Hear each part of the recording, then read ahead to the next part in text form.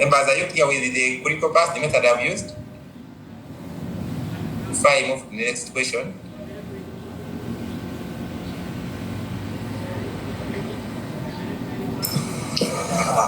No, personally, I didn't understand how you got the critical path. So it's the path that has the most time. I thought it is the path that has the latest event time, the same as the earliest event time.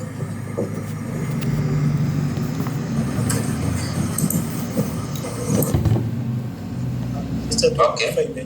If I may comment about the critical path, I'm not sure if you will determine the critical path by that working. What I'm going to say, I thought when you do the calculations, when you do the forward pass, when you do the forward and then the back, then that's when you will determine. Of course, when I compare with mine, I have the same critical path. Yes, but the working, I thought when you do the forward and then the back, that's when you base on that to determine. I'm not sure if you base on that addition that you have done. I don't know. That's what I'm sure. Hello? Yes, hello. Yes, Nicholas. From I've been seeing other numbers, though I've not understood how exactly has calculated, but in other numbers I've been seeing, actually critical path is any addition which will, or any link which will give you the most, the highest time. So even if you don't do backward and forth, for you the moment you define your links, you add the critical time, you add the times, whatever gives you the most time is always the critical path.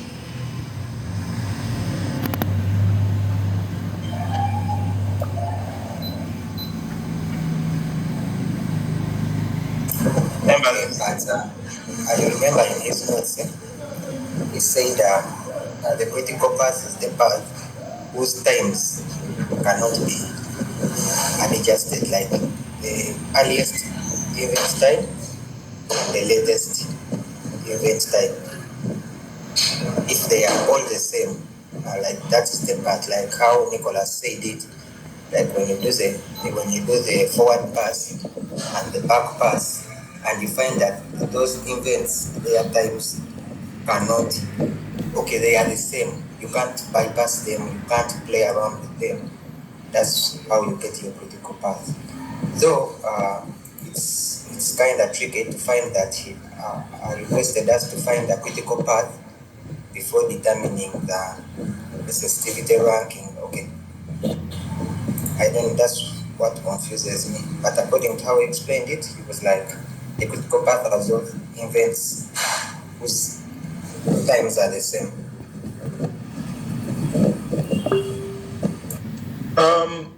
Just to add on to what Benson has said, I thought like what he's saying, analyze the network and determine the critical path. So here Twa has found the estimated time through that equation. So I thought like we do how he did. We start with the forward pass. We start with 0, 0 at the most left, right? If you go to that, so we start with 0, 0. Now you see activity A 0 plus 4 days. You get 4 event time or 4 in the next what? First go to the question. Yes. So don't we first do that? Then of course when we do that, we'll do the backward pass. And then we shall know the critical path through that thing we have talked about of the items that have the same early event time and late event time. The ones that have equal numbers, equal values, we take them as a critical path. Maybe we first go through the entire. Maybe Twa, you can take us through how you did it and we see from there. What do you guys think? Nicholas, you're saying something? Yeah, that was my point earlier on. Like, yes, you'll have the same answers, but I thought, like, especially the way the question is said, you would do the back and you do the forward and back pass, then you like in your working, you will show that you have used them after doing this analysis that he has displayed, that you have used that tool to determine which is the critical path. Also, just to add, okay, Twa is going to proceed, but just to add, I remember like sensitivity ranking is something to do with float. Like, okay, sensitivity ranking is something to do with, let's say, if an activity has a lot of float, say like 5 weeks, and then another activity has very little float, say like 1 week, the one of 1 week is more sensitive, right? So I think sensitivity deals with floats, which we shall find after we have filled in this network. Yeah? But I think, Twa, you can proceed, then we shall be discussing as you go on. Thank you.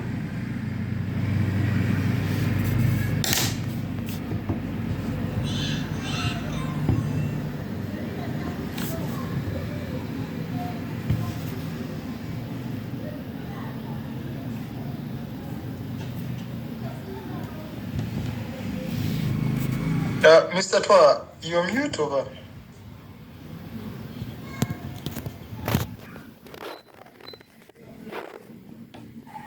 Admitted, sorry. For the sensitivity ranking, after I tried to find the way how he did it, but I failed. So maybe I thought the group will help me to get to do how to do the sensitivity ranking of those activities. But I used this one just to compute the what? Actually, like I tried using the textbook to find out how they get the sensitivity ranking. Okay, I tried checking in the Chitkara book, okay, how they get sensitivity ranking for the activities. I got like what Jairus has just explained. Like you get the floats for your activities, then like you go on saying like this, maybe this is a critical activity such, like identifying the critical and the non-critical activities. That's what I found from Chitkara. Maybe I could send a picture, but I didn't use this number. I did a different paper, I think. Actually, Joanne, if you guys check your notes, that guy gave us that thing. It's after he talks about float. If you guys have your notes near you, after he talks about float, he goes to estimating possibilities with float. Have you reached that part of estimating possibilities with float? He gives you a 0.1, determine the scheduling constraints, i.e. the resource constraints, then 2, identify floats and determine activity sensitivity. Then he says sensitivity determines how to prioritize resources, e.g. critical activities are most sensitive, hence a priority for resources. Of course, critical activities are more sensitive because they have zero float. You can't waste any time on them. So he says a larger float activity is less sensitive than a smaller float activity. Then he gives us a table. It has columns: activity, duration, early event time of the tail, then early event time of the head. Have you guys seen that thing in the notes? Yeah.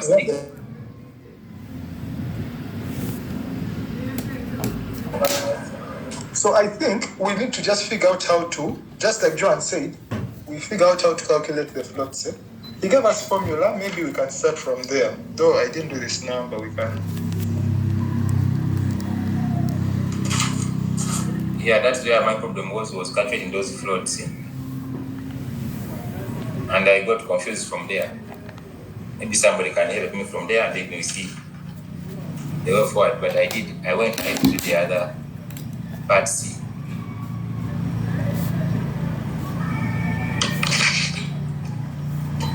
So for part C,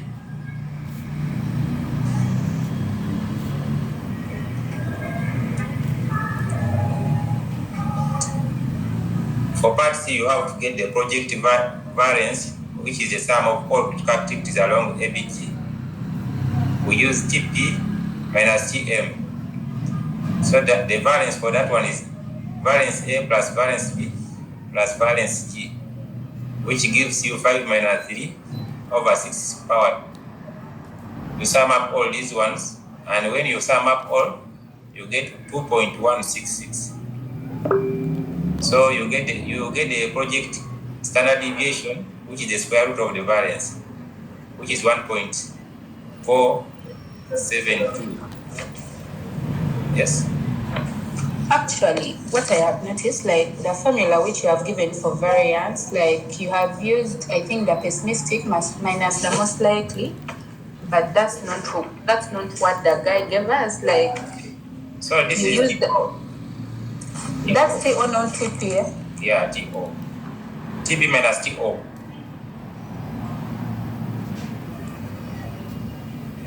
So TP minus TO, the small one, the square. Because the 5 for A, if you look at the table, the other table, 5 is TP and 3 is TO. 5, 5, 6, 12. From observation, you see, you will have three figures, like the way you put them. So the last figure minus the first figure. Yes. Yeah, that makes it. So when you add, you get the variance, project variance as 2.166. So you get the project standard deviation, which is the square root of the variance, which is 1.475. Already we have our estimated project time, which is 10 weeks. Then the part is the possibility to finish in week 8. So we say let that possibility be x8, because now its probability. It told us to use a calculator, but I don't know how to use a calculator to get this one, but I tried to compute it. So this x8, the possibility to finish in week 8, is equals to scheduled time, date, minus expected date, divided by the project standard deviation. So they have given us expected number. We have finished 8 weeks, minus 10 over the project standard deviation, which is 1.47, and you will get what? You will get a negative 1.35. So you go and look in the tables, because I was using the other old version, which value corresponds to this. Yeah, this lies between negative 1.3 and 1.4. So I interpolated and I got this value 0.087, representing 8.74%. That is the probability of finishing the project in 8 weeks. So this one I was just showing them how I got this value here, the interpolation method I was trying to use. Sorry, Yeah. When you get 1.3359, shouldn't you be able to pick the value direct from the tables? Because you will have a row of 1.0, then you will have a row of, okay, I meant like negative 1.36. So you will have a row of negative 1.3, then you will track the column of 6, and then you will pick exactly that figure. I don't know if I'm right. Actually, you see these figures here, 1.1, 1.3. On the other table, there is a table there which has this negative. I tried to interpolate between these two, get this value here. What I'm saying, without doing the interpolations, Yes. Like for me, I made my figure as minus 1.36. Yeah. Now, when you have minus 1.36, when you go to the table, actually the book has that page of a table. When you check, of course, row wise, you check minus 1.3. Then column wise, you check 6. Then you get a figure that is exactly there without doing the interpolation. I'm not sure if that is right, but that's what I did in my case. Okay, can someone, maybe who knows how we get this value from the calculator, show us? Because the guy was like, he won't provide us with these tables. Ali, kindly guide us through how to use the calculator. And Ali, quick one before you come in. I saw you only got the version of using the fancy calculator. How about our normal calculator 991? Actually, Ali shared a link. Let's see if you can find it in the group. There is some YouTube channel where there was the 991. Yes, which has the whole part. The link that you shared had the fancy one, the fancy calculator. Not our normal calculators of FX 991, I think so. Okay. Hello, good evening, guys. Good evening, Ali. The video I shared with you the link. You can use our normal calculator, which is FX 991 MS. I think all of us we have that one, isn't it? I think the link he shared was different. Yeah, it's different, but you can just refer and see. For example, now if I try, if you have now, you can try on it. Because if you just click. Yes, I show us the procedure. How you can use it to get that calculation. Because when you get mode, it gives you comp and complex. Oh, you don't need to go complex on those. You just click mode, then you 2 times, then you will see SD. SD, yeah. Which is number 1. You click number 2, then base number 3. Then you go back. No, you don't need to go that number. You can go back, click shift, and then click number 3, which is you can see distribution is there, number 3. Then you will find the B, which is number 1, Q, which is number 2, R, which is number 3, and T, which is number 4. Are you getting? Yes. So, number 1B is the probability. When you find the set value, then you just, for example, now B. Sorry, Mr. Ali, just one step back. You left me. When you go to SD, you just go back again and click shift. Yes. Then you click number 3, which is distribution. Yes. Okay. Then what do you have now? You have B, which is number 1. Yes. You click number 1, which is the probability. Then you enter this number, negative 1.6. Then you just equal. You will get the same value here.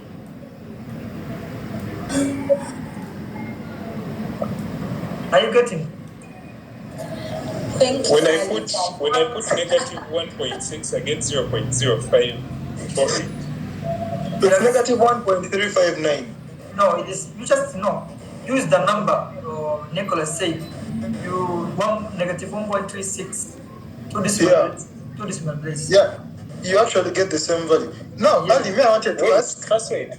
It's negative 1.36, eh? Yes. And then click equal. Ali, I wanted to ask. Then you must get the percentage. Ali, repeat for me. I'm failed to get the procedure. Yes, Gerard. First repeat for him maybe, because I want to know how do you back, like if you have now the probability, how do you go backward to get the Z value? Is it there? Do you know how to do that? Yeah, that's the issue now. I've been trying since yesterday too, because sometimes they give you X. For example, if they give you 90% of probability, and that probability is set, and then you have to find X. But I failed to find. Okay, if I may come in, if you have probability, remember we are using the Z value to get probability. So if you have the probability, what we used to do back then in high school, you would first put like 0, and you get maybe like 50%. You put like 0.1, you will see the probability increasing, then maybe 0.2, then 0.3. So when you find that what the calculator is giving you maybe is approximate to what you want, maybe you want 85%. Are you with me? Like I get you. Like you put 0.4 and the calculator has given you 0.85 something. Yeah? So it might not be exact as 0.85, which is 85%. So you put like 0.42 now, then it gives you like maybe 0.84 something. Then you say 0.45 or 0.465. So until when you have like 4 decimal figures which are approximate to the percentage you want. I don't know whether it it makes sense. Yeah, it makes sense. It's like try and error, right? Yeah, Like it's like try and error.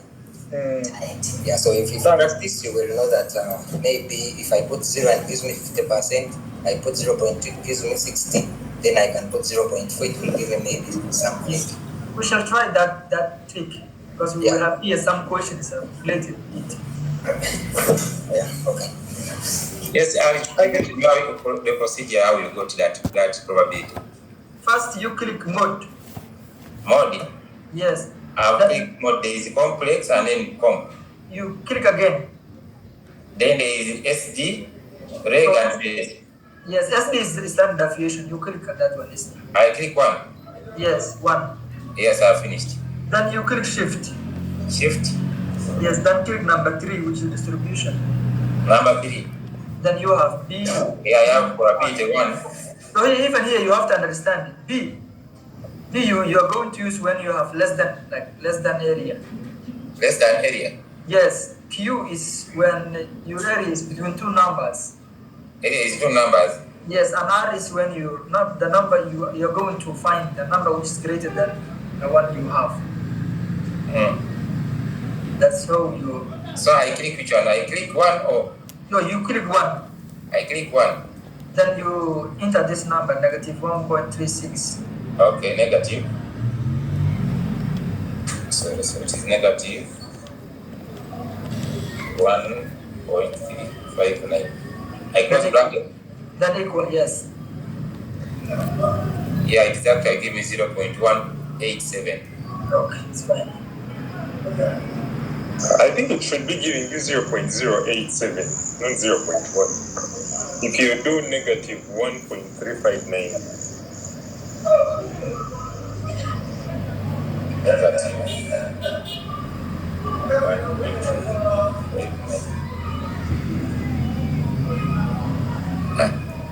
It's not giving me the same answer actually. Give me a positive number. It will give you the same number. Yeah? Even if I'm getting the same number, it's 0.087. Me too. I'm also getting 0.087. Now we understand it. Thank you, Ali. Thank you, Ali. Yeah, thanks, Ali. Professor Ali. Say that. Of course. Yeah, members, you can proceed. Yes, sir, please. Yeah. So after that, then the second part D says determine the equation, the duration for which the project can be completed within a 95% confidence interval.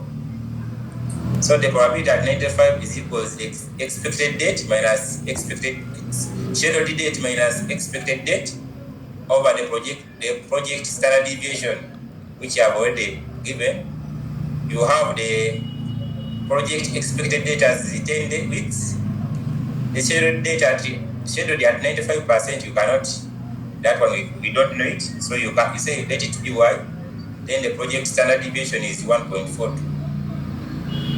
So if you from the tables, this 95% lies between 0.941 and 0.9545.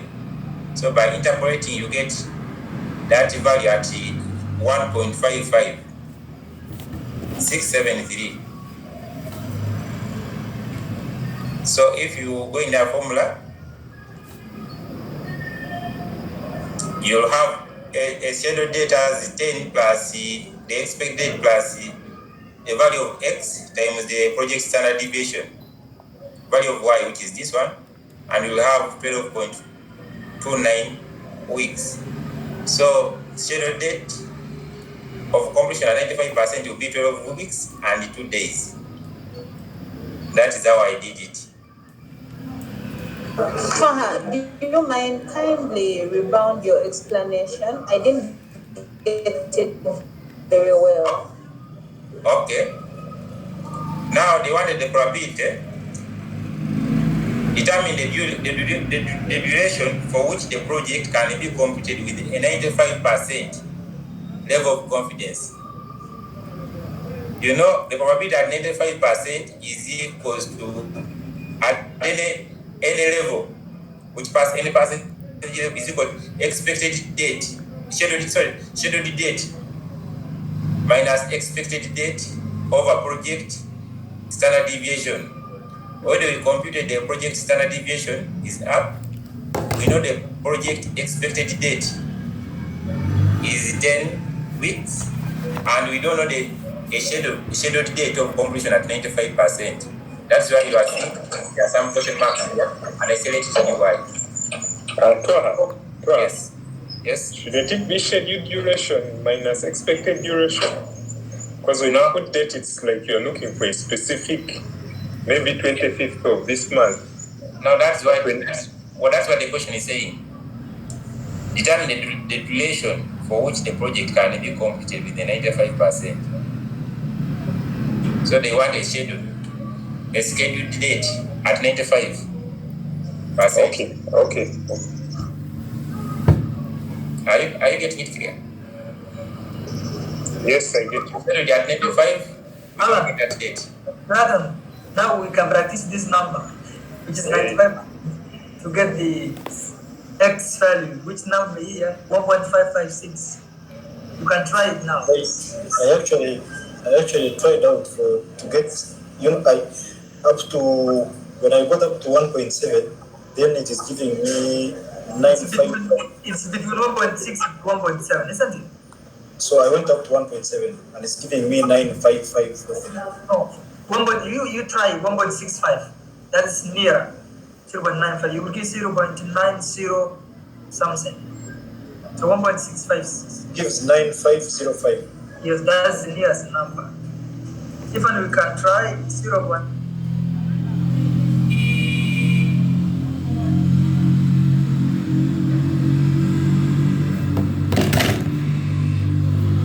What you people and Nicholas are talking about. Okay. Yes. John, they're trying to backtrack. Like,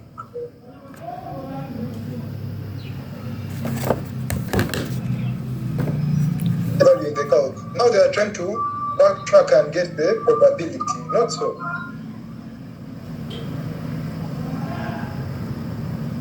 They are doing try and error. Eh? So you start with a value. Say like how Ali said, 1.65. What Z value does it give you? Then you go on like that. Maybe Ali, you can take them through again. John. Ali, I can hear you. No. The issue is here we have X. But no. Here we have set value, the probability itself. So we need to find the X value. So to find what is the I mean this is the probability. And we need to find the set value. Before we had set value. To find, you don't have a table to check. So what you do? You just come here in the calculator, and then you go to the probability. You just try different numbers. For example, now we try 1.5. What is the area we are getting? We are getting 0.93 years. We need, and we have here 95, which is equal to 0.95. So we have to get which number is nearer to. Here we have 1.5, so we have to increase because we have bigger number, which is so 1.6 again. Probability of 1.6 is equal 0.945. But still getting closer. Then you try again 1.65. Are you getting, John? Ali, I'm getting. you repeat for half the whole procedure because she may have forgotten. Anyway, I remember how we get the probability. From there, I'm okay. But right now, I'm looking at, like, we are finding the weeks. So I'm really wondering, like, since we are getting the weeks, why are we inputting in a calculator? Here we are not looking now. Before you look for weeks, you have to find the set value. Because here you have probability. You remember you are going to use set is equal x minus x bar divided by standard deviation. You got it? Now they gave you 95%, which is probability. So here we don't have set value, which is in the table. So to find the set value, before we had set value, and we are using directly. Now here we can't use, here we have probability. So you just try different numbers, the same procedure we used before. Okay, Joan, if I may try to throw more light, imagine the other Z score formula of ours, yeah? Now, in this case, if you had Z is equal to X, that we are looking for minus X bar, which is the expected rate out of standard deviation. Now, if you have the 95% probability, you have to look for the Z score of that 95%, the Z score that corresponds to that 95%, to substitute in the formula. So when you use the calculator up to where you get to probability, you said you are there at probability. Like you keep trying on different values to see which value gives you that percentage of 95. So you look for the closest. Now that closest value will be your Z score that you substitute in the formula of Z score is equal to X minus expected rate out of standard deviation. So the trying that you are doing, if you have like 95%, of course the calculator will not give you percentage, it will give you in points, like 0.955 something. So if it is like 90%, the calculator will keep giving you like 0.90 something, 0.9. So you keep trying in values on that formula of percentage on the calculator. You just keep trying on values until you get a value that is closest to that percentage that you're working with. Thank you, Nicholas and Ali. I can get you right now. Me, I've forgotten the procedure again. Maybe I'll write it down. But let us continue with the discussion here. I will get as we move on. Remember, that was my number. And I think... Toa, before you go, first scroll to your what do they call it, network diagram. I just want to check your figures. Here, what's your final answer? Toa. My final answer? Let me go back. I've gotten 12.43 weeks. I don't know if someone has a similar figure. On this 95%, what is our... You guys, How much? how have we moved from 1.55 now to the weeks?